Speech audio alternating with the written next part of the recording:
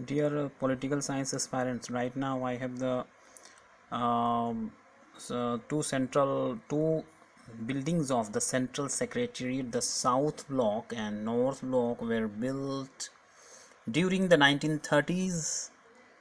The photo on the left is the South Block, which houses the Prime Minister's office, PMO, the Ministry of Defense, and the Ministry of External Affairs. The North is the photo on the right, and this has the Ministry of Finance and the Ministry of Home Affairs.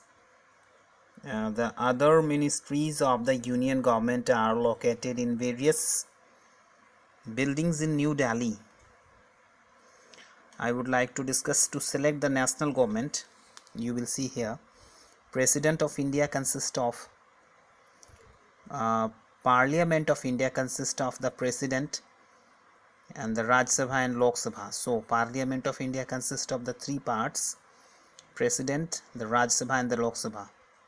After the Lok Sabha elections, a list is prepared showing how many MPs belong to each political party. For a political party to form the government, they must have majority of elected MPs.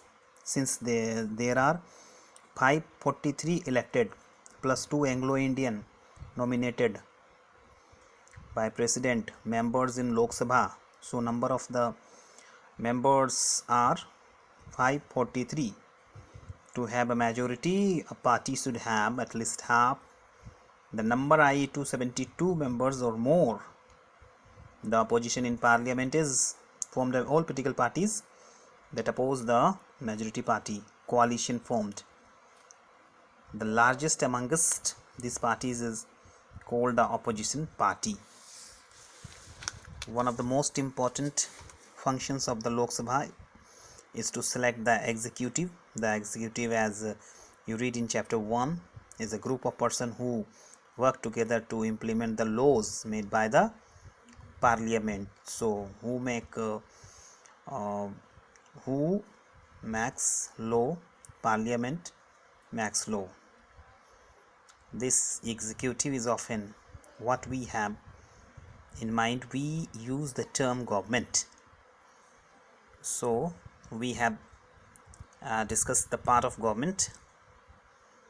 The Prime Minister of India is the leader of the ruling party in the Lok Sabha. From the MPs who belong to her party, the Prime Minister select ministers to work with her to implement decisions. These ministers then take charge of different areas of government functioning like health, education and finance, etc. Oftentimes in the recent past, it has been difficult for a single political party to get the majority that is required to form the government.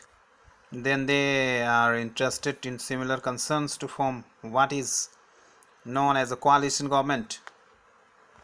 The Rajya Sabha functions primarily as the representative of the states of India in the parliament.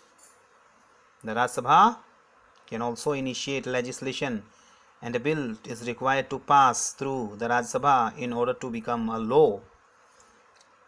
It therefore has an important role of reviewing and altering, if alteration are needed, the laws initiated by the Lok Sabha. The members of the Rajya Sabha are elected by the elected members of the Legislative Assembly of various states. There are 233 elected members plus 12 members nominated by the President. So we have discussed for selection of the government, national government, and what are the parts, and these buildings are very important in New Delhi. We will meet in next decision with lot more. Till then, thank you very much.